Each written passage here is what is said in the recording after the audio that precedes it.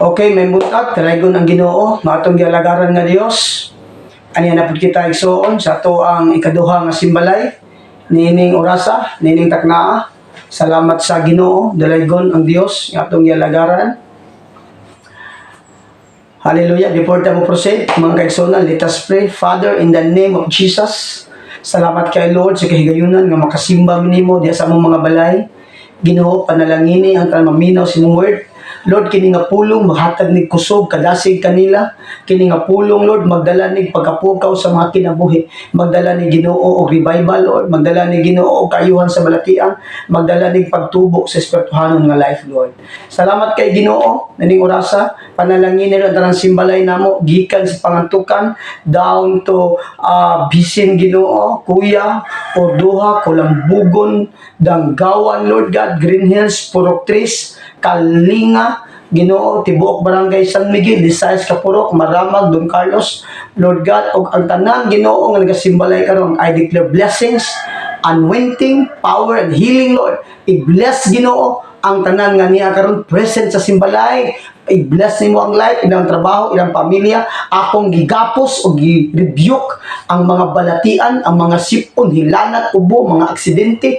Lord, sa ngalan ni Jesus, Lord, I pray for protection sa tanan Ginoo nga na-approve sa mga simbalay, Lord. In Jesus' name. Amen. Dalay ko ng Ginoo, mga kaigsunan. Welcome ta sa ato ang simbalay. Next Sunday, balik ta sa church, no?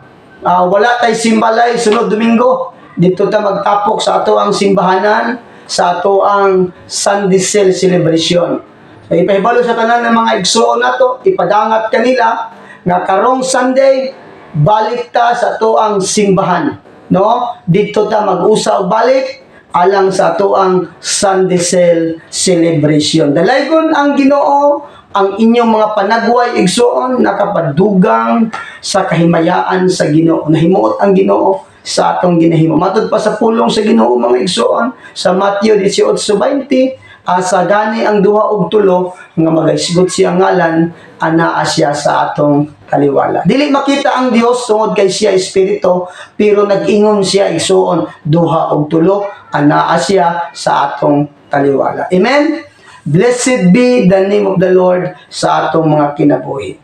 Hallelujah. Maminaw ta sa pulong sa Ginoo. Dunay duha ka tawo igsoon nga ang usa naminaw, ang usa wala. Kay matud pa niya mga kaigsuonan nga balik-balik kuno ang pulong sa Ginoo. Wala na ba diay lain na paminawan? Gawa sa pulong sa Ginoo. O ang isa miingon mga igsoon sa iya nga wala na ba laing kaunon? Puro na ba diay kanon ang imong kaunon matag adlaw? Wala ba ka gisumhan sa laing pagkaon? Ningon ang tao, wala gyud kanon lagi pirmi ug sudan. Inaana pod sa pulong sa Ginoo. Ang atong lawas nagakaon sa pulong sa Ginoo ug ang atong espiritu igsuon nga mo'y moatubang sa Dios, nagakaon siya sa pulong sa Ginoo. Kaya kung ang imong espiritu dili siya makakaon sa pulong sa Ginoo, ang imong espiritu patay. Patay siya igsuon. Nag-ingon ang pulong sa Ginoo, patay ang espiritu sa sala kung dili siya makakaon sa pulong sa Ginoo. Amen. No, nag-ingon diya igsoon sa Episo 2, kapitulo 2. Ingon sa dinhi igsoon kaniadto, patay kamo tungod sa inyong pagkadautan o pagkamakasala. Gisunod ninyo ang mga daotang pagkinabuhi sa kalibutan ug ang mga pangulo sa kagamhanan. Diha sa kawanangan ang espiritu mo ay nagmando sa mga tao nga misupil sa Dios. Kaniadto kitang tanan sama kanila nagkinabuhi sumala sa tawhanong kailibgon o mga pangandoy sa atong lawas o hunahuna. Busa tungod sa atong tawhanong kinaiya, ginagkaligutgutan kita sa Dios sama sa tanang katawhan.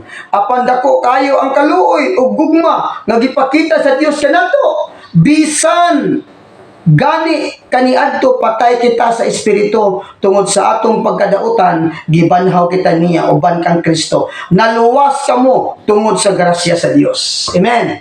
So nindot kayo igsuon nga kaniadto patay kamo sa espiritu. Apan karon buhi na kay ang pulong sa Ginoo kinabuhi ni nga nagabuhi sa atong espiritu. Mao nga mahibaw-an nimo ang tao nga patay siya sa espiritu patay siya kay igsuon dako kaayo og isyo kung buhi imong lawas patay imong espiritu. Kung buhi imong lawas patay imong espiritu, buhi to kas kalibutan pero atubangan sa Dios patay ka. Ang patay sa espiritu buhi siya pero wala siya panahon sa pulong sa Ginoo. Kay ang pulong sa Ginoo kinabuhi ni igsuon. The word of God is life. Kinsa man ang gitagaan o kinabuhi sa pulong sa Ginoo ang imong espiritu, because ang imong espiritu mao ni siya igsuon ang naghatag og dako kaayo nga ginhawa sa imong kalag o sa imong espiritu. Amen. So dalay ko ng Ginoo mo kaigsuonan. Akong tema karon mga igsuon, your advantage in Jesus Christ. Magisgot ang advantage. Magisgot ang igsuon og lamang. Magisgot ang mga kaigsuonan og kahintang nato. Unsa man imong kahintang? What is your advantage? Unsa man ang imong agwat kung naa ka kay Jesus Christ? Kay mosugot sa dili mga igsuon, dili mao ra gihapon atong kinabuhi sa diya nga naa sa Ginoo. Lahi ang atong kinabuhi kung wala ta kay Lord, ug lahi ang atong life pod kung naa ta sa Ginoo. Kung naa ta sa Ginoo mga igsuon, our life having an advantage. Natay advantage. Now, advantage means a condition or circumstance that puts one in a favorable superior position. Ang kahulugan aning advantage nga ang usa ka tawo naa siya gibutang mga kaigsuonan sa favorable superior or superior position. Buot pasabot nga ang life day nimo kung naa ka sa Ginoo, naa kay pabor, naa kay advantage, naa kay lamang. Mao day na igsuon pag ang tao pag naa ka kay Lord, dako ka kanunay. Lamang ka kanunay.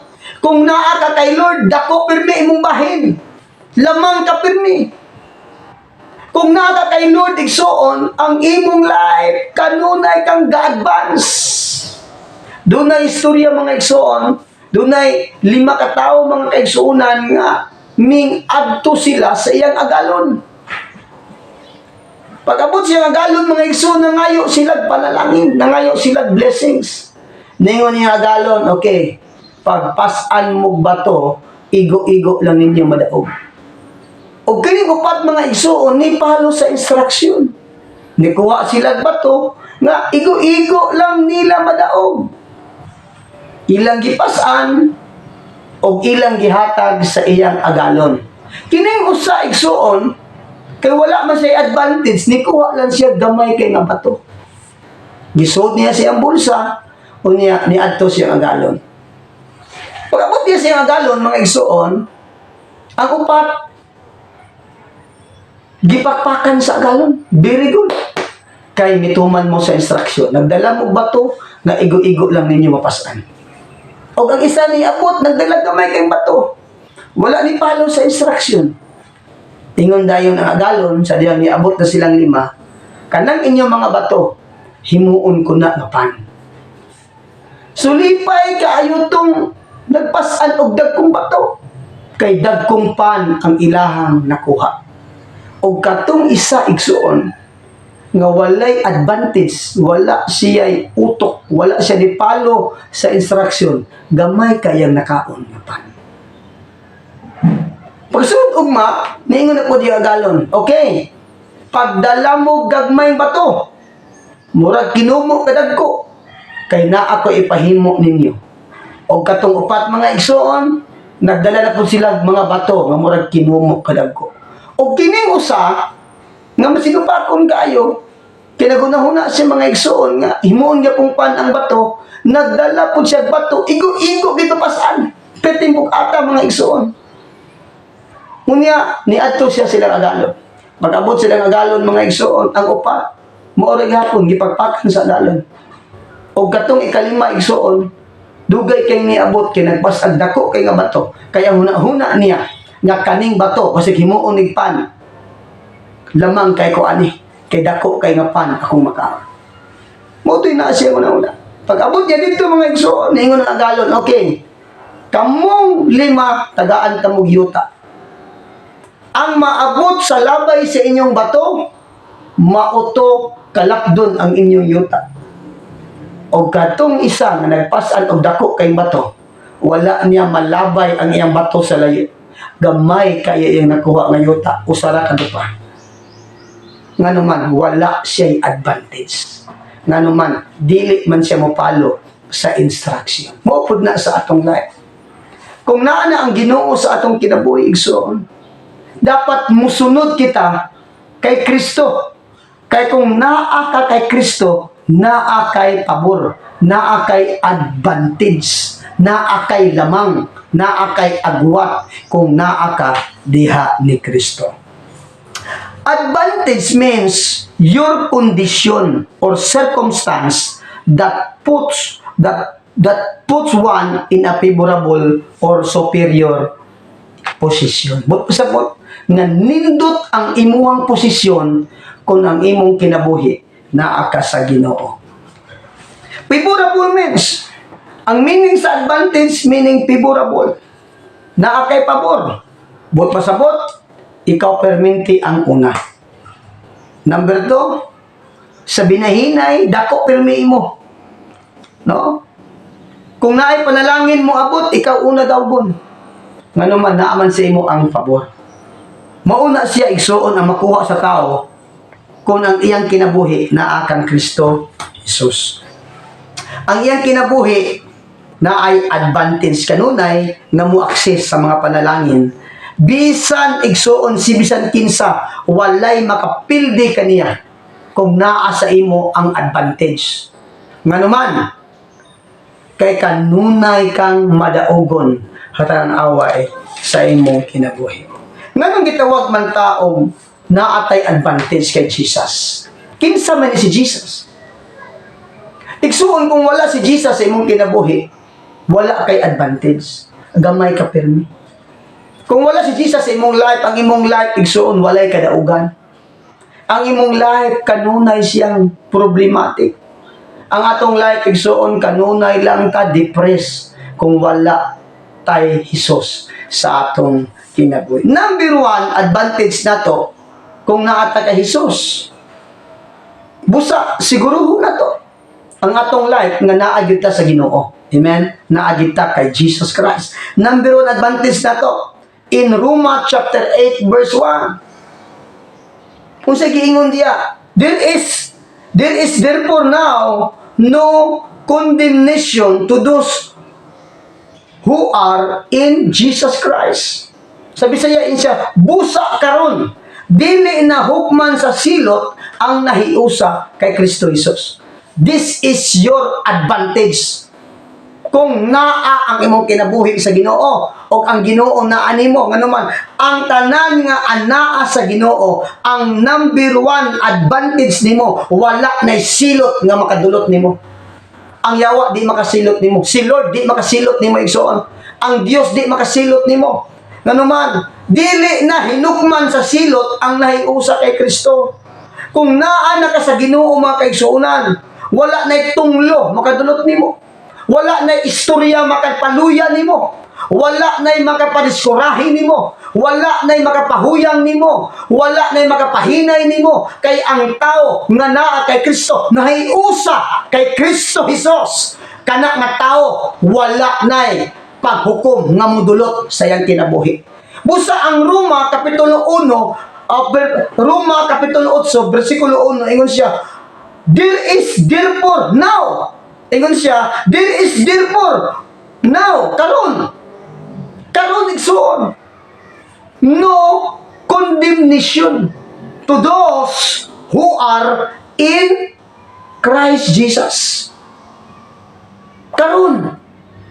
Og minang karon mga kaigsuonan, mo na imong present nga life. Kaya ang imong present nga life, mo ni siya ang result ni siya sa imong gidesisyonan kaniadto. Ang imong desisyon gahapon ni resulta na sa imong life karon. Kung gahapon midawat ka, mituo ka, miila ka ni Hesus, ning desisyon ka nga mga lagad ni Hesus, ang epekto karon nga ang imong life karon wala nay mga buhat pa sa mga paghukom o mga pagsilot nga moabot diha kanimo mga igsoon. Ang yawa dili na makapadulot sa iyang mga pasangil kanimo. Kung ang imong life na kay Jesus, ang imong life mga kaigsuonan, you are free. Free na ka. Wala na'y gapos nimo. Wala na'y mo-judge nimo igsoon. Kung mga tubang ka kay Lord, ang makuha nimo kay Lord, ang imong bahin sa iyang kingdom. Busa ingon siya igsoon. Ang silot lamang igsoon nga maangkon sa katao, kato mga tao nga wala diya sa Ginoo. Kato mga tao nga wala mga lagad sa Ginoo. Kato mga tao, mga igsuon nga naghimog daotan, murag sila makahiagom sa silot. In Romans chapter 2 verse 8, ingon siya mga kaigsuonan sa Roma kapitulo 2 bersikulo 8. Gwapo kay dinhi igsuon nga ang silot alang lang sa mga tao nga wala motuo sa Dios. Ingon siya dinhi, apan ipahamtang sa Dios ang iyang kasuko o kapungot ngadto sa mga tao nga nagunahuna lamang sa ilang kaugalingon ug nagsalikway sa kamatuoran ug nagbuhat og daotan. Amen. Ang hukom alang lang sa mga tao nga naghimog daotan, mga tao nga walay panahon sa Ginoo, mga tao nga walay relasyon sa Ginoo, mga tao mga kaigsuonan nga ang ilang oras tuwa lang silang kaugalingon, tuwa silang trabaho, wa sila panahon diya kay Lord. O busa lagi ng Ginoo, tungod kay dili naman ta hinukman, dili naman ta gapos, igsuon, gawas nun na kita mubuhat sa buluhaton sa Ginoo. Wala na yung mga babang. Kaya wala naman yung silot, ginagawin na to. Ninlami na kayo, mubuhat sa buluhaton sa Ginoo, kaya wala na yung silot, ginagawin ni mo. Wala na yung paghukom nga nagawin ni mo. Kung tinuod yun nga ana sa imo ang Ginoo, di na ka maulaw pagpakita nga ikaw anak sa Dios. Di na ka maulaw igsuon nga ipadayag sa uban, ipakita nga naman garbo kay nato nga naata sa Ginoo, garbo kay nato nga nata kag Kristo igsuon, kay ang anak kay Kristo wala nay silot nga alang kaniya. Amen. Muna ang tao kung maulaw pa ka, pagpakita na ikaw Kristohanon, but pasabot, wala pa ka nakagawa sa silot.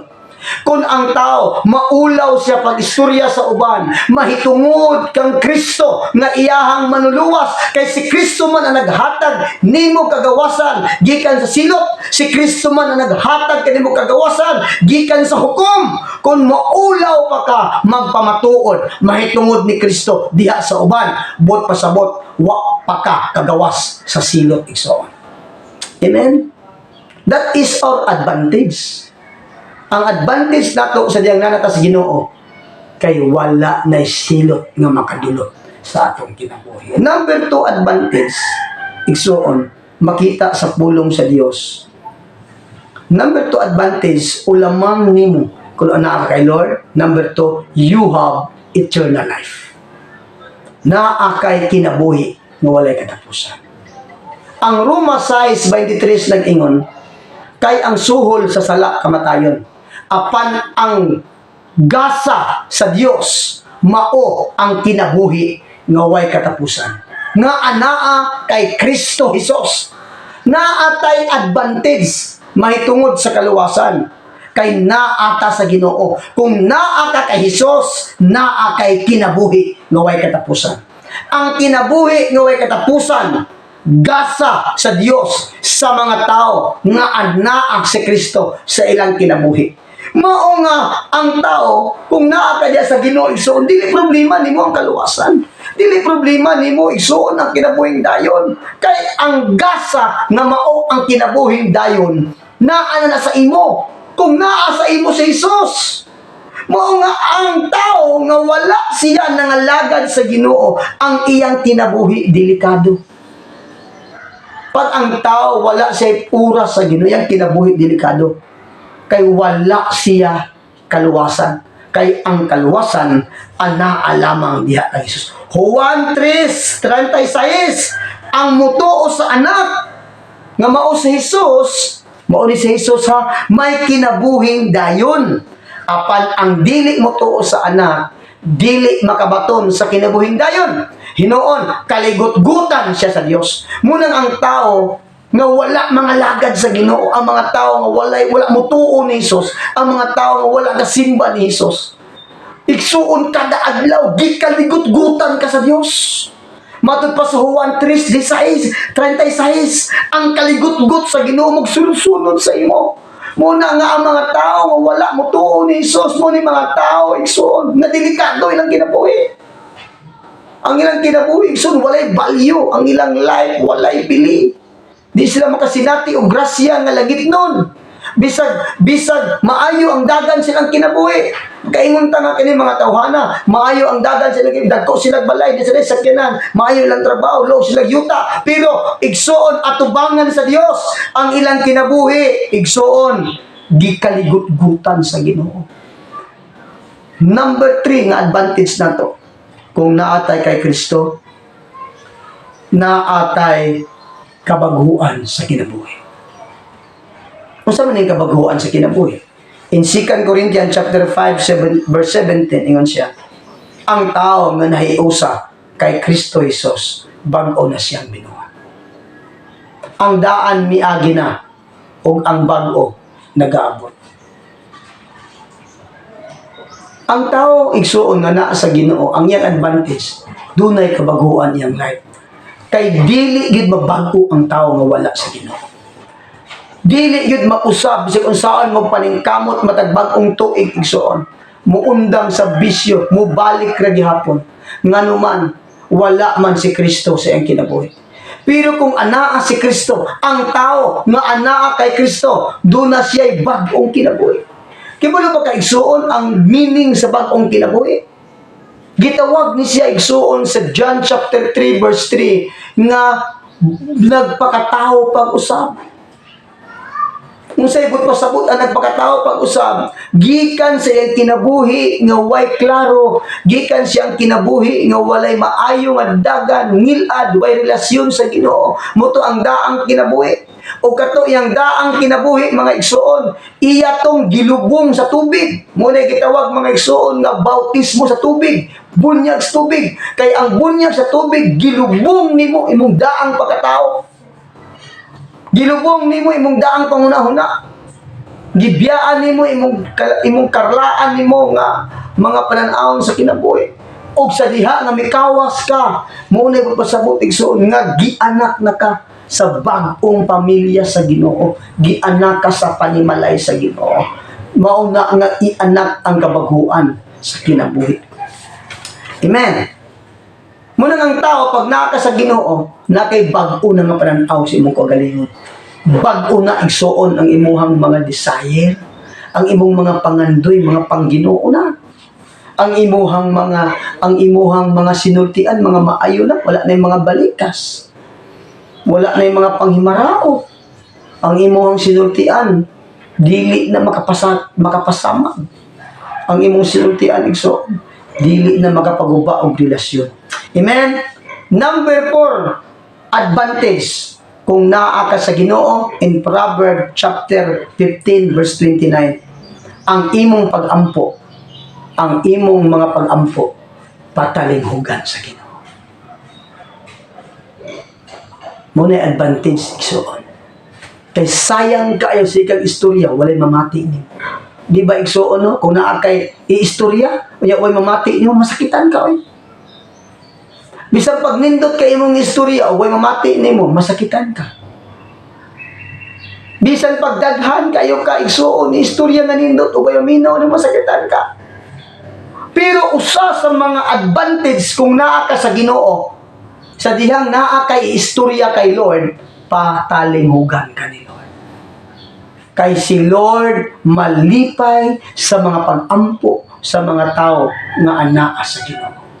Ang imong pagsimba dawaton sa Ginoo. ang imong sakripisyo makita sa Ginoo, ang imong mga investment, ang imong tithes, imong paghatag, imong offering, ang imong ihatag sa Dios makita na, mabati na, matagamtaman na ni Lord. Kay naa naman ka kang Kristo, kay ang tanan nimo nga kinabuhi dayag na atubangan ni Lord. Ngano tungod ni Kristo nga anaa sa imo. Muna imong advantage kung naa na ka kay Kristo, kay ang imong kinabuhi mga kaigsuunan patalinghugan na sa Ginoo. Panahon nga mangayo ka, tagaan na ka sa Ginoo. Amen. Muna atong advantage. Nandura atong advantage mga igsuon, dili na kahinukman. Di na ka maimpirno. Kung mga lagad ka sa Ginoo, di na ka maimpirno. Mangabig ka sa kalag, musir ka sa uban, may tungod sa gihimo sa Ginoo sa imong kinabuhi. Ikaduha nga advantage igsuon, kung naa ka kay Kristo, naa kay kaluwasan. Dili na ka manghita pag laing Ginoo. Di na ka manghita pa og lahi pa nga Dios. Focus na ka ni Kristo. Focus na kasi yung pag-alagad ni Kristo. Wala na yung makabuntog nimo, wala na yung makapildi nimo tungod kay naa kay kaluwasan. Number 3 advantage, naa kay kabaguan. Nabag-o ka. Gianak ka diya sa pamilya sa Dios. Naa kay lig-on nga identity. Naa na kay tinuod nga pagkakilanlan. So, di na kinahanglan ID.